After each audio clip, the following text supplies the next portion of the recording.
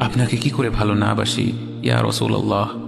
যখন আপনি আমাকে ভালোবেসেছেন সেই 1400 বছর আগে, যখন আপনি আমাকে মিস করতেন, আশা করতেন যেন আমার সাথে দেখা করতে পারেন, অথচ তখনও আমি জন্মই হইনি।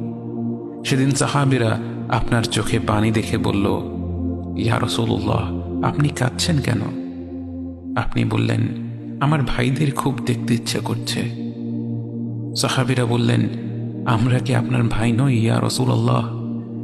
আপনি বললেন, না, তোমরা আমার সাহাবী। আমার ভাই হলো তারা যারা আমার পরে আসবে এবং আমাকে কখনো না দেখেও তারা আমাকে বিশ্বাস করবে। মৃত্যুশয্যায় শুয়ে আপনার অন্তরে এই চিন্তা ছিল যে আমাদের পরিণতি কি হবে। উম্মতি উম্মতি বলতে বলতে আপনি আপনার রবের নিকট ফিরে গিয়েছেন।